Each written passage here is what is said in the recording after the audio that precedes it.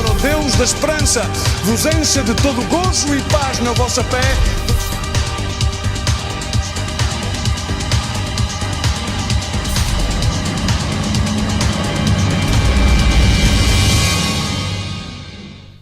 No último fim de semana falámos sobre grande e pequeno. Amém? E não vou fazer o grande e pequeno parte 2, mas queria falar convosco sobre uma coisa que tem a ver com o grande e pequeno e também recordando um tema que há algum tempo falámos sobre o David e Golias, não é? Estamos aqui? David e Golias é grande e pequeno, não é? O Golias era um tipo um bocadinho grande e o David era uma pessoa um bocado mais pequena do que Golias, não é? Então podia-se dizer que era grande e pequeno. E o título da mensagem é Ataque e Vantagem. Queria que tu abrisse a tua Bíblia em 1 Samuel 17:45. E recordemo-nos, recordam-se quando falámos acerca da série Paus e Pedras, a última mensagem foi acerca de a quê? Abordagem, não? Não se recordam? A palavra de Deus diz que a fé vem pelo ouvir e ouvir a palavra de Deus. E nessa série, a última mensagem foi acerca de a nossa abordagem aos ataques do inimigo. Golias, quando viu a David, diz que viu que era um moço ruivo, de baixa estatura, e provocou, por assim dizer, desprezou. Disse, o que é que este rapazito tão pequeno, ruivo, o que é que este rapaz me pode fazer? E começou a provocá-lo de uma forma de desprezo, a dizer, ainda hoje vou tirar a tua carne às aves e vou-te derrotar e tal, e começou de alguma forma a provocá-lo, não é? Muitas das vezes as coisas grandes têm a tendência a pensar que podem facilmente derrotar as coisas pequenas. Mas, nomeadamente, nós temos sempre a tendência a gostar das coisas grandes e a menosprezar as coisas pequenas. Terminámos o passado fim de semana exatamente com a escritura de Zacarias. Não menosprezeis os começos pequenos. Porque, na realidade, tudo aquilo que chega um dia a ser grandioso começa no pequeno. Então, para Deus, realmente as coisas pequenas têm um grande valor, porque Ele vê a grandiosidade na semente. Falámos da fé também, amém? Então vamos falar acerca disto e vamos, de alguma forma, vê-lo uma vez mais transparecido na história de David e Golias. Claro, quando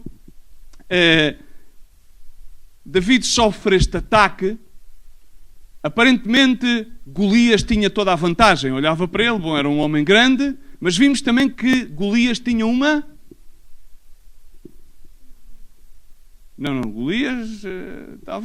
Golias tinha uma desvantagem. Que não enxergava. Porque ele tinha... O que é que Golias utilizou para se aproximar? Tinha um escudeiro. Um escudeiro. E porquê é que ele utilizava um escudeiro? Porque ele era... Devido ao seu grande crescimento e à sua estatura, geneticamente ele tinha falta de visão. Os seus olhos viam mal. Então quando chegava a uma certa distância, já não via nada. Então era preciso que andava sempre alguém que lhe dava a mão, que era o seu escudeiro, para permitir que ele lutasse. Então ele tinha uma falta de visão. Em brasileiro dizem, não enxergava, cara. Ele não enxergava, não. Ele via bem ao longe, mas ao perto precisava daqueles óculos de fundo de garrafão, então não enxergava nada. Então ele tinha uma desvantagem. Ele tinha a vantagem que era grande. E então intimidava. E ao intimidar ele dizia, bom, Israel, tragam lá um homem que combata contra mim. Então estava toda a gente no vale. Com aquele é preciso ter cuidado. Bom, a gente estamos aqui, já combatemos uma data de batalhas, lutámos e tal, mas aqui é preciso ter cuidado, porque o tipo é grande, a gente não vai lá, isto é melhor estarmos seguros.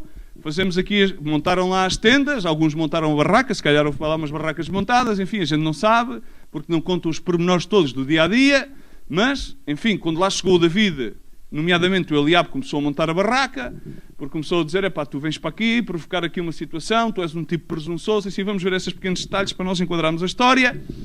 Enfim, naquela situação havia uma desvantagem e uma vantagem.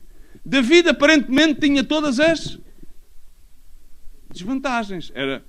Era enfesado, não é? Ou seja, não tinha uma grande estatura, tinha alguma destreza. Agora, tinha uma vantagem que quase ninguém levava em conta, que ele era um bom lançador. Ele utilizava bem a funda, não é? Então, ele estava habituado a acertar. E tinha outra vantagem que quase ninguém naquela altura valorizava, não é? Que ele passava muito tempo a guardar as ovelhas do seu pai e tinha que defender as ovelhas do seu pai, e nomeadamente já tinha um historial de ter defendido do urso e do leão, que são 2 animais, cuidado, de grande dimensão. Mas naquela altura ninguém se lembrava, estava tudo numa perspectiva bélica. Todos pensavam em espadas, em lutas e tal. Neste momento, talvez no Wrestling Federation, então, se calhar as pessoas pensavam nisso se fosse hoje em dia. E ninguém via a estatura do David. Dizia, pá, este tipo não vai conseguir grande coisa. Aquele calmeirão. Então havia uma desvantagem e uma vantagem. E ao mesmo tempo havia um ataque, que era... Estava Israel a ser atacada pelos... exatamente. Eu pensava que fossem os amalequitas. Às vezes podia ser essa, nomeadamente pode ser. Mas eram pelos filisteus, porque algumas vezes também foram atacados pelos amalequitas e vice-versa. No entanto, aquelas pessoas tinham medo, porque vamos também ver isso. Então o que é que acontece? Vamos ler a partir do verso 45, 1 Samuel 17. David responde à provocação de Golias, que aparentemente tinha toda a vantagem. Diz comigo, vantagem. Golias tinha a vantagem. E aparentemente David tinha toda a desvantagem. Quantas vezes na vida é que tu encaras as coisas que parece que estás em total desvantagem? É ou não é? Há dias que uma pessoa levanta-se e parece que vem a vida parece um Golias. Vem um ataque contínuo da vida. Vamos, de alguma forma, utilizar a metáfora de Golias como a vida. A vida, muitas vezes, parece um Golias que continuamente parece que nos toma a vantagem. E nós encaramos a vida, muitas das vezes, de uma forma de modelo sobrevivência. Parece que somos os bravos do pelotão quando nos congregamos na igreja. E aqui... e começamos a tirar flechas ao diabo, e para aqui e para acolá, e depois quando saímos pela porta fora, agarramos aqui num switch, num interruptor, e dizemos modus sobrevivência. E já se nos acabou o gás todo, como da Coca-Cola. Aqui parecemos a Coca-Cola quando se abre. E quando saímos lá para fora, acabou-se o gás. Então vamos encarar este Golias como a vida. A vida vem para David. David somos os filhos de Deus, os cristãos, que aparentemente estamos em total desvantagem com este sistema do mundo. O mundo como sistema, não como as almas para as quais Deus deu o seu Filho de tal maneira que Ele amou de tal maneira ao mundo. Não como sistema, mas ao mundo não como um espaço geográfico, mas ao mundo, sim, como as almas que necessitam de salvação. Como as almas que necessitam da sua compaixão, como as almas que necessitam do seu amor. Então vem a vida, vem Golias a provocar David. E David, na sua desvantagem, mas David era um cristão que estava centrado. David era um cristão que tinha consciência. A grande parte de nós não temos consciência daquilo que Deus depositou nas nossas vidas. Por isso é que passamos a vida a encarar os Golias, ou a encarar esta vida num modelo de sobrevivência. E quando nos congregamos, ou quando falamos entre irmãos, passamos para o modelo campeão. Mas quando encaramos o sistema de Golias, então passamos para o modelo sobrevivência. Montamos a tenda no vale e ficamos a ouvir o Golias do outro lado. Bom, deem-me um homem que queira lutar contra mim e tal, e pascual. E a gente fica lá, está bem. A gente vamos orar. Vamos orar por uma intervenção divina. E ficamos lá nas tendas. Ficamos dentro das tendas. Então reparemos no verso 45. David, porém, responde: bom, tu vens a mim com espada, com lança e com escudo, mas eu venho a ti no nome do Senhor dos Exércitos, Deus dos Exércitos de Israel, a quem tu tens afrontado. Hoje mesmo o Senhor entregará na minha mão, ferir-te-ei e tirar-te-ei a cabeça. Isto é bélico, totalmente bélico. Não sei como é que vocês contam isto na escola dominical aos miúdos. Enfim, mas é complicado, hein? Ferir-te-ei, tirar-te-ei a cabeça lá os miúdos na escola dominical. Chegam a casa, pois aquilo é complicado. E às árvores do céu e da terra, para que toda a terra saiba que há Deus em Israel, e para que toda a Assembleia saiba que o Senhor salva, mas não com espada nem com lança, pois o do Senhor é a batalha, e Ele vos entregará nas nossas mãos. Quando o filisteu se levantou e veio chegando para se afrontar com a vida, este se apressou, correu ao combate e encontrasse com o filisteu. Vamos ficar por aqui, amém? Ok? Vamos ficar por aqui. Agora quero que entendas aqui uma coisa, quero fazer aqui uma declaração. A tua vantagem não se encontra na tua capacidade de lutar contra os desafios da vida. Mas a tua vantagem é tão grande, por favor. Então, a tua vantagem vai ser tão grande quanto a tua consciência daquilo que Deus depositou em ti. Vocês recordam-se do que é depositado em todos nós de igual maneira? Falámos em Lucas 13 daquela semente de mostarda. É fé. A fé não é maior em mim ou em ti, senão Deus deposita de igual maneira em todos. Amém? Toca-nos então a cada um de nós a responsabilidade de sermos conscientes. Diz comigo, consciente. Agora, David, a diferença de David para o resto das tropas de Israel, qual era? Tu repara bem na resposta de David. Tu vens para mim com as tuas ferramentas bélicas todas. E eu podia-te responder com as técnicas que eu tenho, porque ele tinha uma técnica. Tinha ou não tinha? Com o que é que ele derrotou? Com uma técnica. Vamos ver bem que não foi bem com a técnica. Porque é isso que a gente vamos ver, toda a gente pensa, toda a gente diz, não, David espatou-lhe com a pedra ali e ele, pum, não. Vamos ver que aquilo não acabou por ali. Aquilo seguiu. Houve mais uns passos para marcar a derradeira vitória. E nós temos que marchar à vitória derradeira total. Amém? Não parcial. Amém? Não o grito da aleluia. Já está. Não. Temos que marcar o grito de guerra. Aleluia, glória a Deus, o Senhor dos Exércitos. E temos que ir à decapitação total do inimigo. Amém? A vantagem David não foi a técnica que ele tinha de lançador. Não, ele era um excelente lançador. E a Bíblia mostra isso. E a Bíblia, vimos nessa série que falámos de paus e pedras, vimos que essa vitória que foi marcada por um pau e por uma pedra, vimos que na realidade David era um homem de guerra. Era ou não era? Está escrito. Não é escritural. Aquele homem que eles tomaram como este é o mais... É um fedelho qualquer, passa uma expressão popular para eles naquela altura. Mas este é um fedelho ruivo. O que é que este não tem vantagem qualquer? Quando Saúl diz, David, então tu sabes tocar a harpa. O que tu sabes tu tocas a harpa excelentemente, pá. Mas agora tu queres te meter neste... Não dá. Ele estava a me desprezá-lo quando ele chegou lá a voluntariar-se. O irmão chamou-lhe presunçoso. Vamos a ver. Saúl, o rei, olhou para ele e me desprezou, chamou-lhe fedelho indiretamente. Vamos. Golias chamou-lhe fedelho e tudo mais diretamente. Diz, o que é que tu agora... Tu comigo? Por favor, lá não. Estás-me a ofender, estás-me a baixar o nível bélico, eu sou um gigante.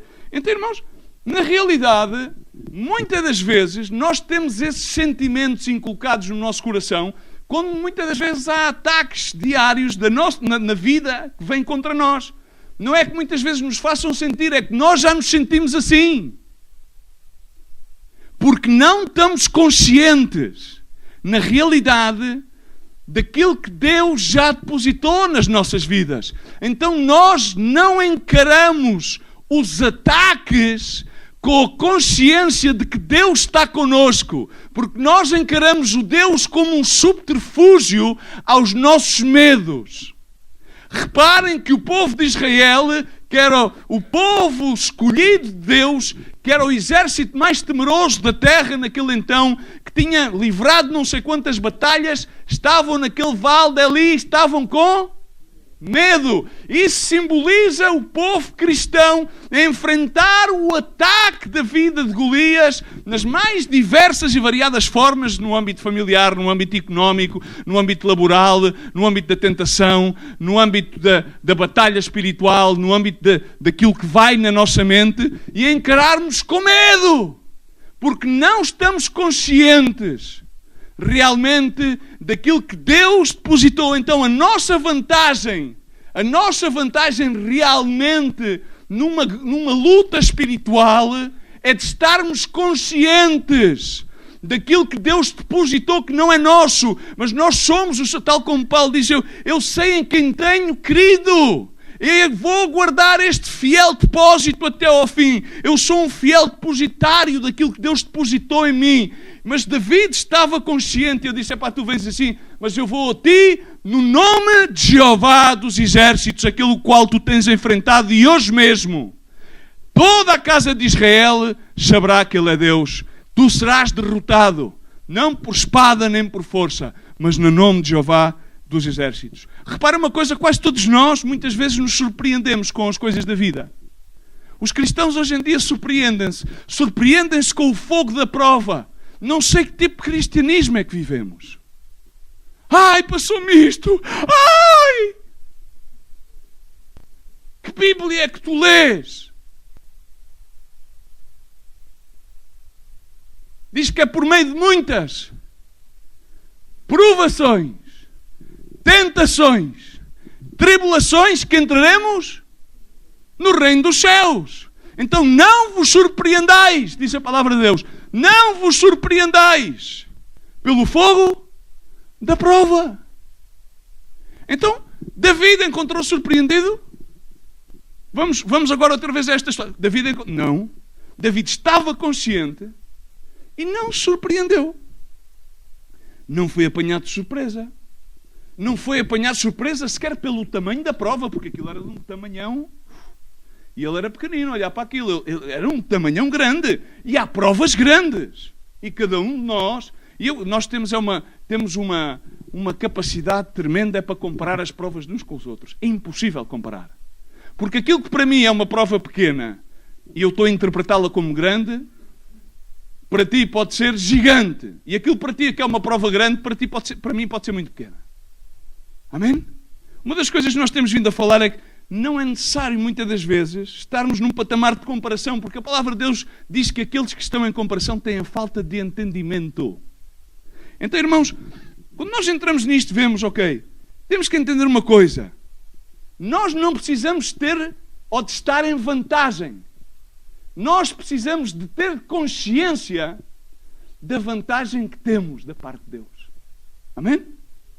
Precisamos ter... E uma vez que temos essa consciência, então vamos ter toda a vantagem que necessitamos. Amém? Vamos ter toda a vantagem que necessitamos. Porque eu disse, tu vens a mim com espada, eu vou a ti no nome de Jeová dos exércitos. Tu vens a mim com este tipo de situação que eu estou agora a passar, com este tipo de provação, com este tipo de doença, com este tipo com este tipo de situação familiar, com este tipo de tribulação, agora com este tipo de falta de emprego. Há muita gente no mundo com falta de emprego. No outro dia, ouvia falar acerca de um irmão que tinha perdido o emprego. E ele dava graças a Deus porque tinha perdido o emprego. Eu dizia, mas porquê? Olha, porque antes estava tão fixado num emprego, tanto tempo fixado num emprego, que nunca tinha tempo para estar com os meus filhos. Agora que já não tenho emprego, tenho tempo para estar com os meus filhos. Há muitos que são tão vidrados com o ministério e com o trabalho com o ministério que nunca têm tanto ministério que perdem os filhos. Não têm ministério com os filhos. Pois se calhar têm que começar a velar mais pelos filhos. Se calhar têm que começar mais a ministrar em casa. Porque não há ministério sem casa. Porque a igreja começa em casa, é bíblico. Irmãos, as coisas são assim. Há muitos que querem ensinar muito, mas depois na realidade não conseguem viver nada. É complicado. Então, irmãos, esta complicação torna-se em que muitas vezes desequilibramos a balança das vantagens e das desvantagens e não somos conscientes daquilo que Deus deposita nas nossas vidas. Mas temos que começar a ser conscientes. Porque na medida em que somos conscientes da vantagem que Deus deposita nas nossas vidas, então vamos começar a encarar os ataques da vida com a vantagem de Deus e não com a nossa capacidade. Na medida em que nós queremos afrontar os ataques da vida na nossa capacidade, provavelmente vamos ter que encarar muitas frustrações e muitas derrotas e vamos ter que sucumbir muitas das vezes de joelhos, e Deus, na sua infinita e eterna graça e misericórdia, continua com os seus laços de amor a amparar-nos, porque é um Deus bom. Mas reparem bem, Jesus Cristo disse isto aos seus discípulos em João 16:33. Vamos andar um bocadinho mais rápido. Tenho-vos dito estas coisas para que em mim tenhais paz. Ele estava a falar que iria deixá-los naquele momento, que iria para o Pai, que iria deixar-lhes o Consolador. E eles estavam um pouco como pai, vou ficar aqui numa situação, vais-nos desamparar, vamos ficar aqui, mas como é que isto vai ser agora? Tenho-vos dito estas coisas, porque no mundo tereis tribulações, mas tende bom ânimo, porque eu venci o mundo. Ele estava a falar profeticamente, porque ele ainda não tinha ido à cruz, mas ele já estava a considerar o mundo vencido, o Golias vencido. Amém? Estamos, irmãos? Mais à frente, Paulo, em 1 Coríntios 10:33, diz assim: não vos sobreveio nenhuma tentação senão humana, mas fiel é Deus, o qual não deixará que sejais tentados acima do que podais resistir. Antes, com a tentação ou com a provação, dependendo da versão bíblica que tenhas, dará também um meio para a saída, para que tu a possais suportar. Amém? Fiel é Deus, que também proverá o meio, a saída, para que possas suportar a provação. Simplesmente tens que estar consciente. Eu pergunto-te hoje, o que é que está a vir contra ti na tua vida? O que é que está? Pensa. Agora também quero dizer-te algo. Toca na pessoa que está ao teu lado. Toca-lhe, diz-lhe, tu tens a vantagem. Tu tens a vantagem. Vejamos uma coisa. A oposição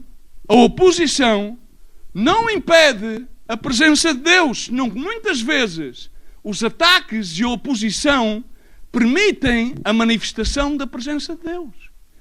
São os mesmos ataques e as mesmas oposições de que muitas vezes permitem a manifestação da presença de Deus.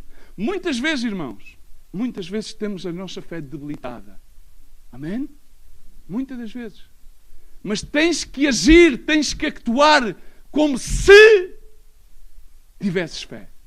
Não podes atuar com medo, porque o medo faz o quê? 1 Pedro? O medo faz o quê? Não. O medo o que é que faz? Quando nós temos medo, não se aperfeiçoa o amor, não há amor, o amor do Pai não se pode aperfeiçoar. Não pode haver medo. Então, mesmo quando a nossa fé se encontra num ponto débil, nós temos que agir como se tivéssemos fé. Porque Deus vai permitir isso. Deus vai permitir isso. Até que nós cheguemos ao ponto que estamos conscientes realmente da fé que Deus depositou no nosso interior. E aí Deus vai fazer com que essa fé comece a germinar e a crescer, porque é Deus quem dá a crescer. Mas, irmãos, vamos continuar a ler esta Escritura.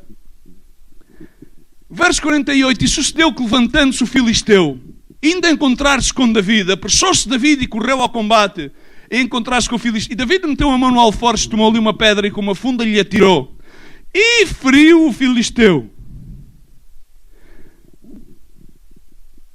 E a pedra se lhe cravou na testa e caiu sobre o rosto com a terra. E toda a gente diz, fogo, já está, aqui acabou.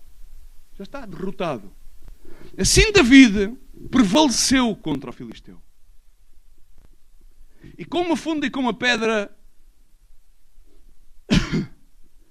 feriu o Filisteu e matou-o sem que David tivesse uma espada na mão. Pelo que correu David, marca bem este versículo 51. Pelo que correu David e pôs-se em pé sobre o Filisteu e tomou a sua espada. A espada de quem?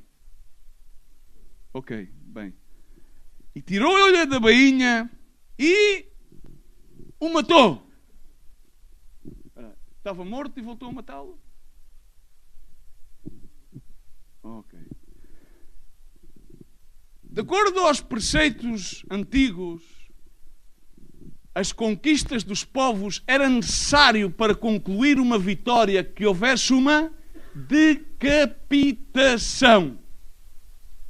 Ok? Decapitação, tinha que haver uma decapitação para marcar, realmente para vincular, para assinar, como se fosse um selo velado e um ocre, para dizer, ok, aqui está, consumada a vitória. Não era só necessário que caiu no campo de batalha, já está, não. Este é o rei que caiu, foi a Agag, pois há que lhe cortar. Foi este, ok, é o rei dos Amalequitas, tal, corta-lhe a cabeça e leva e mostra ao povo. Foi conquistado. Então, aqui, David marca, depois de que Golias caísse ao chão, ele põe-se em pé sobre o gigante, toma-lhe a espada, que era uma senhora espada, que era uma rúmbia, que chamava-se naquela altura esta espada uma rúmbia, agarrou na espada na rúmbia, corta-lhe a cabeça, vamos continuar a ver.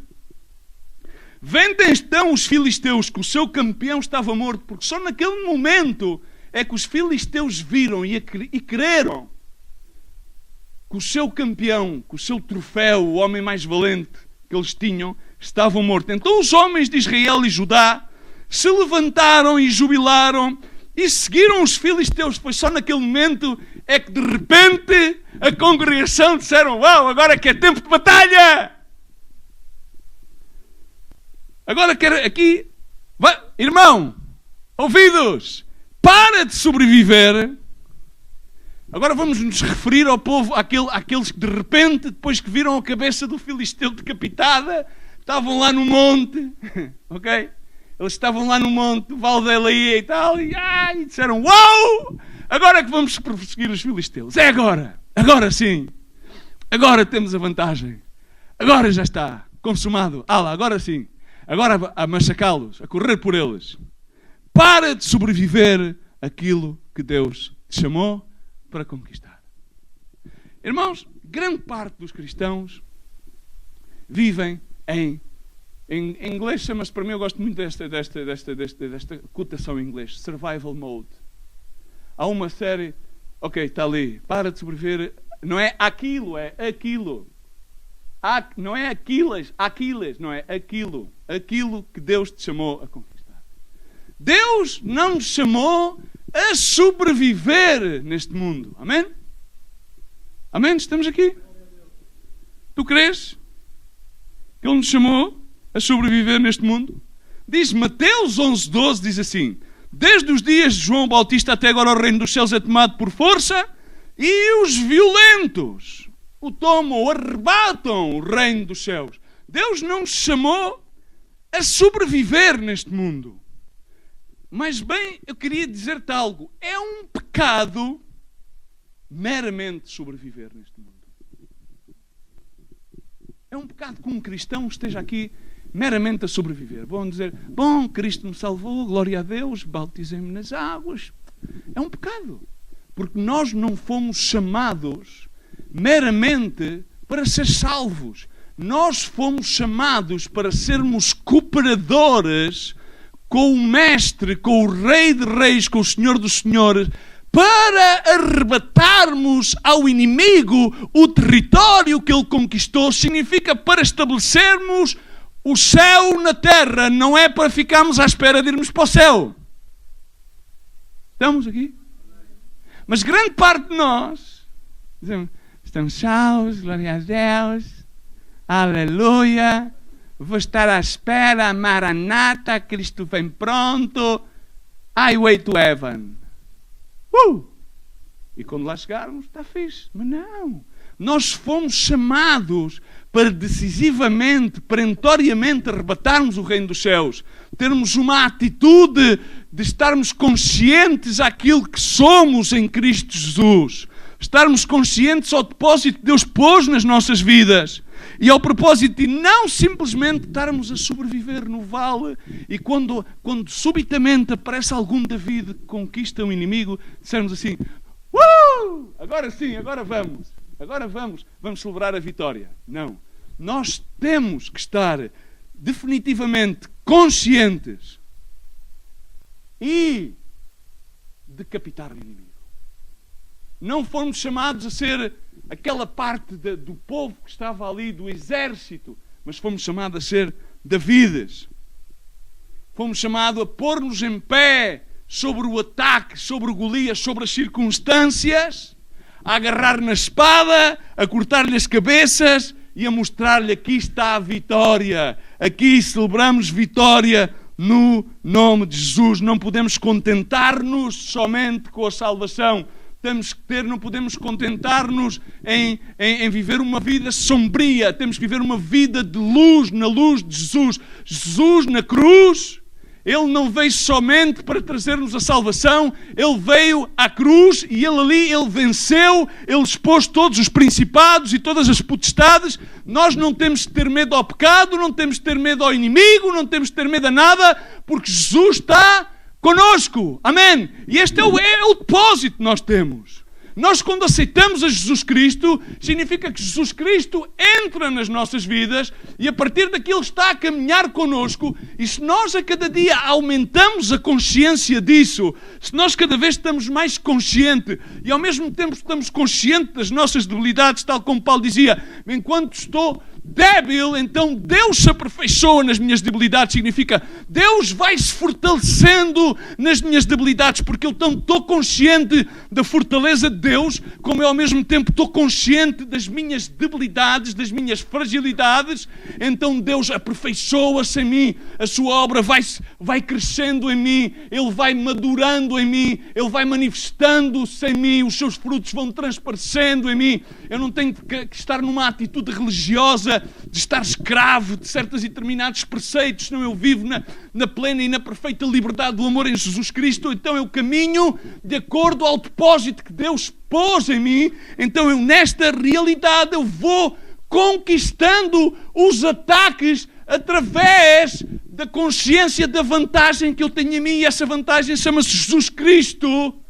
Amém? Simples. Jesus Cristo e a fé no nome de Deus. Amém? É simples. Evangelho puro e básico.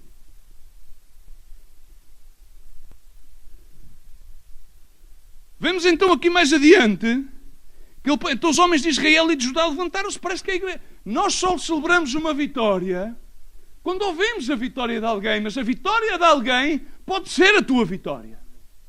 E há muita gente que tem vitórias e tem medo de contar as suas vitórias, porque as suas vitórias provavelmente têm que expor alguma parte escura da sua vida.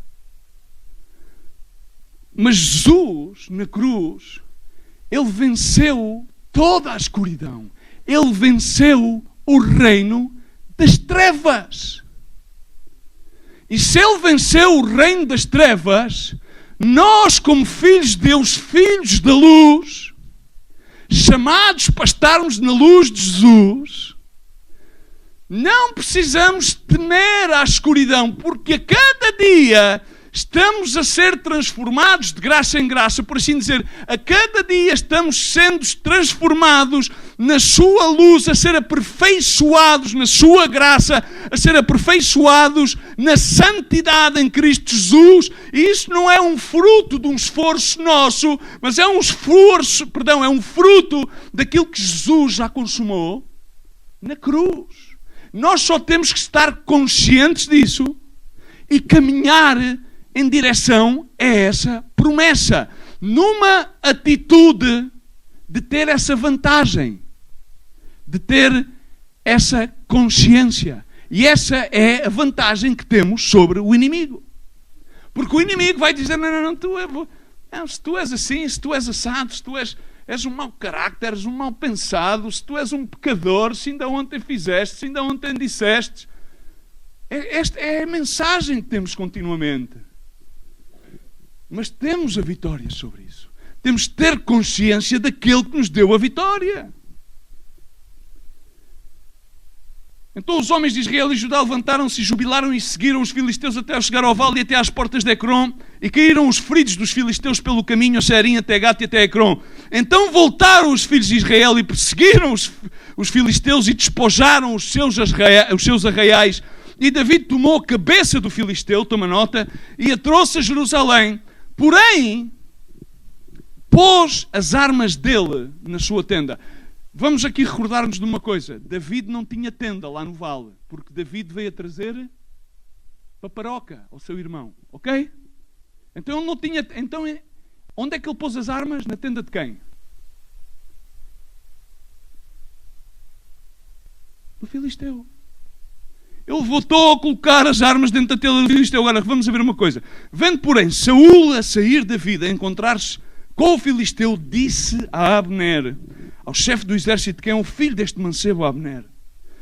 Irmãos, aqui há um tema, vamos tocar, porque isto requeria mais tempo e não tenho mais tempo. Toda a gente, David, tremenda vitória, passou do fedelho do anonimato ao campeão de Israel. Reparem um momento, ou seja, foi quase assim, tal. Ele passa do anonimato, passa do rapazito da harpa e de guardar ovelhas para ser o campeão de Israel. Foi o campeão. E Saúl não o reconheceu, pá. É chato, não é? Claro que é. Quem é que diz que não? Claro que é. Claro que é. Sejamos sinceros. Quando tu fazes qualquer coisa, estás à espera que digam, pá, fizeste bem, pá, afinal és o maior, meu. Afinal tu, porque aquele que merece honra aqui, honrá-lo. Mas é que Saúl, o homem, não enxergava.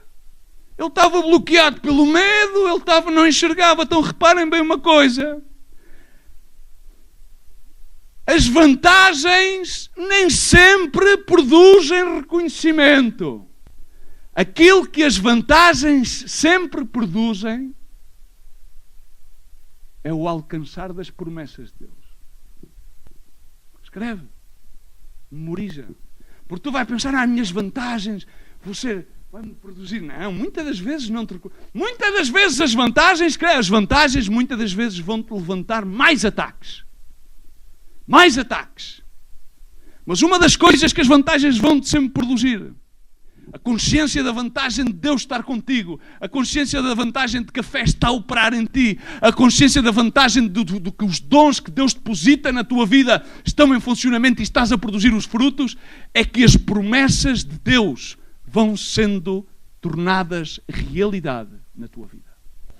E muitas das vezes não vais alcançar o reconhecimento tal como aconteceu aqui. Disse então o rei, pergunta pois de quem é o filho deste mancebo? Quem é que é este? Quem é que é o pai deste mancebo? Quem é que é o pai deste fedelho afinal que conquistou este homem? Quem é que foi?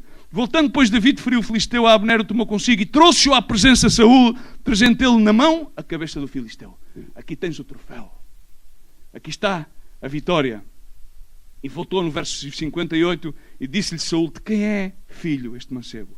E disse David, filho do teu servo Jessé, o belamita. Recordarmos que anteriormente já tinha sido identificado David ao rei Saúl na conversa que teve antes de ir travar a batalha.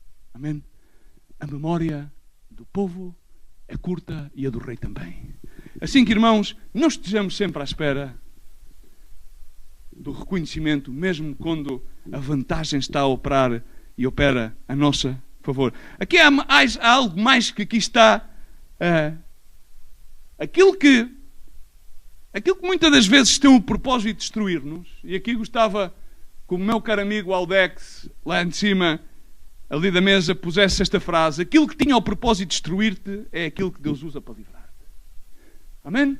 Grande parte de nós éramos pessoas que tínhamos o potencial para estarmos totalmente destruídos. E aquilo que uma vez teve o potencial para destruir-nos, Deus usou isso mesmo hoje para livrar-nos e para livrar a muitos. Amém? E muitos de nós somos esse testemunho vivo. Irmãos, mas neste caso, vejamos, vamos passar uns anitos mais à frente e vamos a 1 de Samuel, capítulo 21, verso 8 e 9. E já quando David, o homem que depois Saúl traz para lutar por ele e trouxe para o castelo e ali de Jerusalém para tocar a harpa para ele, etc. Então viu-se que Saúl teve ciúmes de David, porque o povo aclamava a David. Mas na realidade aquilo que tinha o propósito, nomeadamente aquilo que tem o propósito de destruir os filhos de Deus, é o que Deus usa para livrar-nos. Quando nós temos a consciência Estamos a falar que temos a consciência daquilo que Deus deposita nas nossas vidas. Temos a consciência da fé que temos no seu nome. Então reparem, David encontrava-se a fugir, chegou ao templo ao sacerdote e a primeira coisa que lhe pede foi comida. Não havia senão que era dos pães e não podia dar-lhe dos pães, mas enfim, muitas das vezes Deus quebra as regras e deu-lhe dos pães. E depois, no verso 8 do capítulo 21, para fazer-lhe como dizem os ingleses, ou como é que diz o outro, como dizem os franceses, to make a long story short, vira-se então para Abimeleque e diz David a Abimeleque: não tens aqui à mão uma lança ou uma espada, porque eu não trouxe comigo nem a minha espada, nem as minhas armas, pois o negócio do rei era urgente, eu tinha cabrito fininho. Então respondeu o sacerdote: a espada de Golias. Tenho aqui a espada de Golias, era pequenina e tive que esconder. O filisteu a quem tu feristes no Vale de Elá está aqui envolta num pano, sublinha estas 3 palavrinhas, de trás do éfode. Se a queres tomar, toma, porque não há outra aqui senão ela. Agora vamos vestir os sapatos do David. Raca. David, quando foi lutar com o Golias, não tinha espada, pois não? Mas, na ordem da batalha, David agarrou a espada do Golias. Foi ou não foi? Estão-se a lembrar, vemos agora mesmo, não faz falta ler outra vez, pois não, porque isto o tempo já está curto. Agarrou a espada e cortou-lhe a cabeça. Foi ou não foi?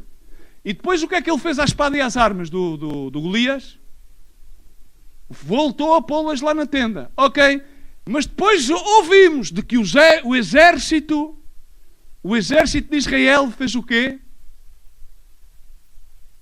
Passou por todo o arraial filisteu e levantou tudo. Porque era uma costume, em todas as conquistas, naquele então, quando havia uma conquista de um povo sobre outro povo, o que é que faziam? Repelhavam aquilo tudo. Passavam pelos campamentos e levavam tudo.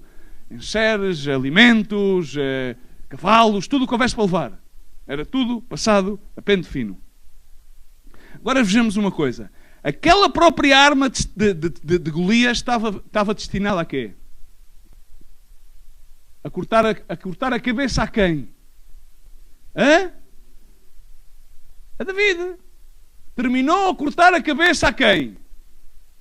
O que é que operou em favor de David? A sua certeza, a sua fé. Ok, não sei se vocês... Vamos a ver uma coisa, só aqui uma coisa, só mais esta frasinha para terminar, que isto está mesmo aqui nos minutos finais. O ataque de hoje torna-se a vantagem da manhã. E foi o que passou. David atacou com a espada. Golias atacou David com a espada. A espada, aquela mesma arma que foi por suposta de matar David, terminou por matar a Golias. E em cima não só terminou por matar a Golias, senão agora, passado 14 anos, terminou por ser a arma que David vai usar para livrar-se depois na fuga de Saúl. Estamos a entender isto? Então, muitas das vezes, irmãos, confirmando aquilo que a Escritura, naquele momento, quando ele está a falar com o sacerdote, David começa-se a recordar. Quando ele diz, a única espada que eu tenho aqui é a espada de Golias. Então parece que David faz assim um flashback assim rapidamente. Recorda-se do momento que aquela espada lhe deu a vitória, mas automaticamente também se recorda do momento em que chegou ao acampamento. Chegou ao acampamento e a primeira coisa que acontece foi que o irmão acusa-o de presunção. Tu vens aqui, és um miúdo presunçoso. A seguir chega de onde o rei Saúl, e o rei Saúl começa a desprezá-lo. Tu és um fedelho, tu só sabes tocar a harpa. A única coisa que tens experiência é guardar as ovelhas, tu não podes, és um miúdo, como é que tu vais lutar contra este? Recorda-se, depois a seguir, recorda-se também de que Golias começa a desprezá-lo pela sua estatura. Começa-se a recordar daquilo tudo e ele diz logo, dá cá isso, dá cá, porque ele diz assim, dá cá essa arma, dá cá. Não há outra igual a essa. É essa mesmo. essa que me queria limpar, é essa que me queria matar, isso que estava predisposto para ser a minha ruína, isso vai ser a minha ferramenta de vitória. Isso que estava predisposto para roubar-me a vida, é isso que Deus vai utilizar para manifestar a sua glória. Amém? E isto tudo acontece porque vejamos aquilo que a palavra de Deus nos ensina. Ainda há bocado, irmãos, vamos ver bem em Romanos 8:28. Porque é simplesmente estar conscientes de que a fé é o firme do quê? Das coisas que não se veem, esperam, forte convicção. Lemos na Bíblia a mensagem que é a essência da vida. É o estarmos conscientes de que vale a pena lutar, vale a pena viver em prol disto. E sabemos que todas as coisas concorrem, operam para o bem daqueles que amam a Deus, daqueles que são chamados segundo o seu propósito. Tu acreditas que foste chamado segundo o propósito de Deus? Eu acredito que sou chamado segundo o propósito de Deus. E eu acredito que muitas das vezes vamos ser atacados. Eu acredito que muitas das vezes a vida, o Golias, vem e vai vir com mais ataques e mais ataques. A única coisa que temos de fazer é estar conscientes daquilo que Deus depositou nas nossas vidas. Amém? E essa consciência daquilo que Deus depositou nas nossas vidas é a vantagem que nós vamos ter contra o inimigo. Amém? E o inimigo pode chamar isto, aquilo ou outro. Não o vamos batizar. Temos de estar conscientes daquilo que Deus já fez por nós e pormos em ação. E muitas das vezes vamos nos encontrar em debilidade. Claro que sim que nos vamos encontrar em debilidade. Nem vamos encontrar-nos com muita vontade de lutar a batalha. Claro que sim. Mas hajamos como se tivéssemos vontade. E nesse desprender dessa ação, Deus vai operar em nosso favor. E Deus vai dar a volta por meio da nossa atitude de fé. Deus vai dar a volta e vai chamar as coisas que não eram para ser como já fossem. Então aquilo que estava predisposto para destruir-nos vai dar a volta e vai ser a própria ferramenta que Deus vai nos dar para a vitória. Amém? Vai ser a própria ferramenta. E terminando por dizer em Romanos 8:37, porque não há nada, irmãos. Aqui, Deus, quando nos chama, quando nos resgata, quando nos abraça, quando nos enlaça com os seus braços de amor, quando nos chama por filhos, quando nos separa e diz: aqui tens, sou o teu pai, sou o teu amado. Ele está-nos a resgatar, está-nos a preparar, está-nos a escolher, está-nos a enviar. Diz que todas as coisas somos mais que vencedores. Ainda há pouco o pastor Fernando leu este versículo. Somos mais que vencedores, temos de estar conscientes. É a vantagem que temos na nossa vida cristã. Mas temos de estar conscientes aqui e lá fora. Não faz falta sermos escravos de atividades religiosas, mas temos que ser suficientemente livres para que estas escrituras estejam gravadas no nosso interior, de tal forma que possamos caminhar de encontro a estes ataques com a única vantagem que temos, que é esse precioso grão de mostarda, que é esse precioso grão de fermento, que Jesus, esse grão de trigo, caiu à terra e morreu e deu precioso fruto. Somos nós que somos injertados nessa árvore grandiosa de mostarda. E estamos ali, cobertos. E Deus, se nós estamos nessa consciência, se permitimos que essa fé opere, se Deus opera em nosso favor, ninguém pode vir contra nós. Porque o escritor Paulo dizia isto à igreja de Romanos, dizia: porque eu estou certo, nem a morte, nada, nem a morte, nem a vida, nem anjos, nem principados, nem coisas presentes, nem futuras, nem potestades, nem altura, nem profundidade, nem qualquer outra criatura nos poderá separar do amor de Deus que está em Jesus Cristo, o nosso Senhor e Salvador. Amém? Tu crês isto, irmão?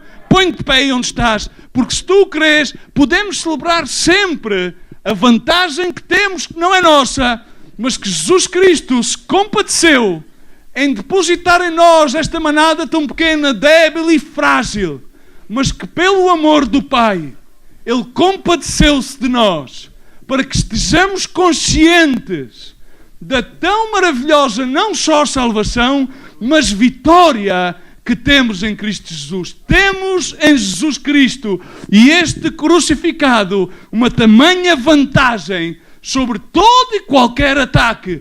Tem sempre uma vantagem. Agarra-te a essa vantagem. Chama-se Jesus Cristo, o Nazareno. Amém. Fecha os teus olhos e vamos orar. Pai, no nome de Jesus Cristo, queremos agradecer-te, Senhor. Porque, Senhor, hoje mais que nunca necessitamos da Tua presença, Senhor. Necessitamos que Tu nos faças a cada dia conscientes, meu Deus. Conscientes daquilo que Tu depositaste nas nossas vidas, meu Deus. Tu não nos chamaste somente a sermos salvos, Senhor, mas Tu chamaste-nos, Pai, a conquistar, Senhor, este terreno, Senhor, que o inimigo tende a roubar, Pai. Tu chamaste-nos, Senhor, a arrebatar o Teu reino à terra, Senhor, a proclamar, Senhor, liberdade aos cativos, Senhor, a proclamar, meu Deus, a Tua boa vontade, a Tua mensagem de esperança. Assim, Pai, hoje, no nome de Jesus Cristo, Senhor, queremos celebrar, meu Deus, a Tua vitória na cruz do Calvário, Senhor. Queremos celebrar essa vitória que David teve sobre Golias, Senhor. Conscientes, Senhor, que todas as coisas concorrem para bem daqueles que foram chamados conforme o Teu propósito, Senhor. Queremos estar no centro da Tua vontade. Conscientes, meu Deus, do Teu grande, perfeito amor que tens para com os Teus filhos, Senhor.